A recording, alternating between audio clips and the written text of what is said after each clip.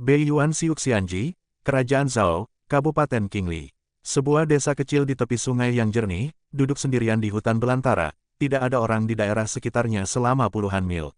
Desa kecil itu disebut Desa Qingqi, dan ada ratusan rumah tangga di desa itu. Ada seorang anak kecil di ujung timur desa, dengan tangan di belakang punggungnya seperti orang dewasa, berjalan ke timur di sepanjang tepi sungai. Saat ini, musim gugur cerah, dan ada bunga alang-alang di tepi sungai. Angin sepoi-sepoi bertiup, dan bunga-bunga alang-alang terbang bersama angin, seperti salju di seluruh langit. 1 mil jauhnya dari desa, tidak ada lahan pertanian, hanya semak belukar. Semak-semak ini masih rimbun, warnanya hijau. Bunga alang-alang melayang, menutupi lapisan tipis di semak-semak, dan semak-semak itu menunjukkan semangat Ling Xuang dan Aok Sue. Bocah lelaki itu tidak berniat mengagumi keindahan di depannya, dan berjalan tanpa tujuan. Dengarkan saja mulutnya bergumam, keberuntungan itu buruk, dan Anda dapat disambar petir di rumah. Untungnya dalam kemalangan, bereinkarnasi dan terlahir kembali, ada pepatah bahwa dunia kehidupan ini benar-benar berkultivasi. Dia bukan anak biasa, tetapi seorang pelintas. Dalam kehidupan sebelumnya, dia adalah seorang pekerja kantoran yang biasa-biasa saja di negara bumi China, dan namanya adalah Wang Daoyuan. Dia melakukan perjalanan ke dunia budidaya abadi ini karena sebuah manik. Wang Daoyuan, dari kehidupan sebelumnya, diadopsi oleh seorang Tao Tua sejak ia masih kecil, dan mengikuti Tao Tua untuk menunjukkan Feng Shui orang dan mengusir roh jahat. Kemudian, semangkuk nasi menjadi semakin tidak enak, pendeta Tao Tua itu takut bahwa dia tidak akan memiliki mata pencaharian di masa depan, jadi dia mengirimnya ke sekolah. Dia tidak memenuhi harapan tinggi dari pendeta Tao Tua, dan akhirnya diterima di universitas. Setelah lulus, dia berhasil menemukan pekerjaan yang layak di kota. Para Taois tua juga mengikutinya selama beberapa tahun. Ketika dia berusia 30 tahun, seorang pendeta Tao tua yang telah hidup selama beberapa waktu telah berakhir. Sebelum dia menjadi bulu, Taois tua itu memberikan mantel kepadanya. Ini, mantel, termasuk manik-manik kaca tembus dengan abu ungu dan beberapa buku tentang pertanda geomantik, ramalan dan meramal. Wang Daoyuan menguburkan pendeta Tao tua di dekat gubuk jerami tempat tuan dan muridnya tinggal selama hampir 20 tahun. Setelah itu, dia memeriksa relik yang ditinggalkan oleh pendeta Tao tua itu. Saya tidak tahu kejahatan apa yang dibuat manik ini, tetapi ketika Wang Daoyuan memainkannya, dia disambar petir. Wang Daoyuan juga hancur oleh ikan kolam dan dipotong menjadi abu terbang. Kesadaran terakhirnya adalah bahwa dia telah menjadi orang kecil seukuran kepalan tangan, tinggal di lingkungan yang gelap. Dia sudah menjadi anak berusia 5 tahun ketika dia mengembalikan ingatan kehidupan sebelumnya. Wang Daoyuan dalam kehidupan ini lahir di desa Qingqi. Menurut orang tuanya, penduduk desa Qingqi bukanlah manusia biasa, tetapi anggota keluarga Wang Xiuxian dari puncak Yukuan ribuan mil jauhnya. Setiap tahun ada peri dari klan yang datang ke desa periksa apakah seorang anak yang baru mencapai usia 10 tahun memiliki kualifikasi untuk menumbuhkan keabadian. Desa Qingqi terletak di tepi wilayah keluarga Wang, ratusan mil ke timur, tempat monster dan binatang buas bercokol. Oleh karena itu, sering ada peri yang datang dan pergi ke sini untuk melindungi desa dari monster. Wang Daoyuan juga telah melihat peri dari klan beberapa kali. Mereka semua mengenakan jubah putih, dengan tanda keluarga yang disulam dengan benang emas di kedua borgol, seekor ikan dengan kepala naga. Wang Daoyuan sebelumnya belum memulihkan ingatan kehidupan masa lalunya, kecerdasannya tidak berbeda dari anak-anak biasa, dan orang tuanya juga mengakui bahwa dia tidak bisa tidak menghormati peri. Dia tidak pernah berani terlalu dekat dengan peri. Tanpa sadar, dia telah berjalan 2 atau 3 mil jauhnya. Sering ada binatang buas bahkan monster di sekitar desa, tetapi mereka takut dibunuh oleh peri, dan tidak berani menyerang desa sesuka hati. Tetapi di dekat desa, masih ada keberanian untuk menyerang penduduk desa sendirian. Dia menoleh untuk melihat desa dan menemukan bahwa dia agak jauh dari desa.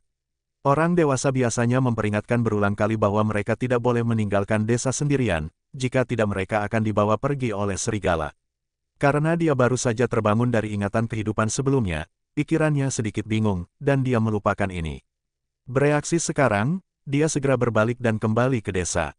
Seorang anak berusia 5 tahun, yang tidak memiliki perlawanan terhadap binatang itu, adalah makanan ringan yang sangat baik. Dia berbalik dan tidak mengambil beberapa langkah, dan dia mendengar suara pohon patah di semak-semak lebih dari 10 meter di belakangnya. Dia berbalik untuk melihat, dan melihat serigala hitam bergegas keluar dari semak-semak dan menerkamnya. Dalam kehidupan sebelumnya, dia mengikuti pendeta Tao veteran dan juga berlatih beberapa hal yang dikatakan budidaya abadi, tetapi dia tidak berlatih keterampilan terkenal, dan dia juga berlatih beberapa seni bela diri. 4 atau 5 pria besar tidak bisa dekat ke tubuhnya. Tapi dia baru berusia 5 tahun sekarang, tidak peduli seberapa bagus keterampilannya, dia tidak bisa mengalahkan serigala tanpa kekuatan fisik. Wang Daoyuan adalah manusia selama 2 kehidupan, dan dia telah bersama para pendeta Tao tua selama 30 tahun di kehidupan sebelumnya. Secara alami, dia tidak akan bingung seperti orang biasa ketika menghadapi bahaya. Mengetahui bahwa dia tidak bisa mengalahkan serigala ini, dia hanya bisa melarikan diri dan meminta bantuan. Saat dia menyelam ke semak-semak di depan, dia meminta bantuan. Kecepatan lari serigala jauh lebih cepat daripada orang biasa, dan daya tahannya sangat kuat. Bagaimana mungkin seorang anak berusia 5 tahun berlari lebih cepat daripada serigala? Meskipun dia bersembunyi di semak-semak dan bergantung pada cabang-cabang lebat semak-semak untuk memblokir tubuh serigala hitam seukuran betis, jarak antara dia dan serigala masih memendek. Dalam waktu kurang dari 20 napas, serigala hitam itu hanya berjarak kurang dari 2 kaki darinya. Serigala hitam melompat ke depan, membuka mulutnya yang besar, dan menggigitnya. Wang Daoyuan merasakan ketidakberdayaan di hatinya, dia tercengang oleh kilat di kehidupan sebelumnya, dan dia bereinkarnasi di ranah budidaya abadi. Dia ingin keluar dari dunia, tetapi dia tidak berharap untuk mati di mulut hewan ini. Pada saat kritis ini, bayangan hitam melesat keluar dari samping, menerkam serigala hitam, dan langsung mengenai pinggang serigala hitam.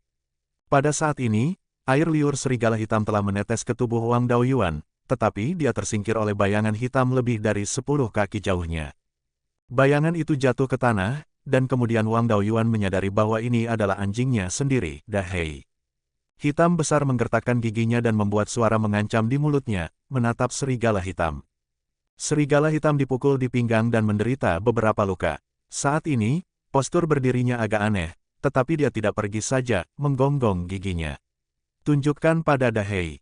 Melihat penglihatan Wang Dao, dia segera bersembunyi di belakang Dahei, mengambil batu seukuran kepalan tangannya, dan siap untuk memukul serigala hitam kapan saja. Meskipun serigala hitam dipukul oleh Dahei dan melukai pinggangnya, dia masih memiliki sebagian besar kekuatan tempurnya. Saya tidak melawan Dahei secara langsung sekarang, dan saya tidak tahu kedalaman Dahei. Jadi saya pergi begitu saja, merasa tidak mau. Tiba-tiba, serigala hitam menyerang lebih dulu dan bergegas menuju Dahei. Wang Daoyuan segera melemparkan batu itu dari tangannya dan mengenai kepala serigala hitam itu. Meskipun kekuatan smash ini sangat kecil, serigala hitam itu masih mengelak tanpa sadar. Dahei mengambil kesempatan itu, bergegas menggigit serigala hitam di bagian belakang leher, serigala dan anjing menggigit bersama. Hitam besar jauh lebih lemah daripada serigala hitam dalam ukuran dan kekuatan, tetapi serigala hitam memiliki cedera di pinggangnya, dan hitam besar memimpin dan menggigit bagian belakang lehernya. Setelah menggigit selama 30 atau 40 napas, seekor serigala dan seekor anjing berpisah, dan ada beberapa luka lagi di tubuhnya, yang terbagi rata. Serigala hitam tersentak sebentar, dan hendak terus menerkam. Ketika dia melihat Wang Daoyuan memegang batu lain di tangannya, dia ragu-ragu. Terus melawan serigala hitam memang bisa menang, tetapi juga akan terluka parah. Ini adalah serigala tunggal yang aneh. Cedera serius berarti kematian. Jelas tidak layak memakan anak kecil seperti itu. Serigala hitam menerkam ke depan, Dahei juga bersiap untuk melawan. Batu Wang Daoyuan terlempar lagi, tetapi serigala hitam menoleh dan melarikan diri. Baik manusia maupun anjing agak berantakan. Ketika mereka bereaksi, Dahei bangkit dan akan mengejarnya. Wang Daoyuan berkata, Dahei jangan mengejar, ayo cepat pulang. Dan serigala hitam hanya berlari beberapa meter jauhnya, pedang panjang biru aqua jatuh dari langit, dan pedang memakukan serigala hitam ke tanah. Serigala hitam berjuang beberapa kali dan berhenti bergerak.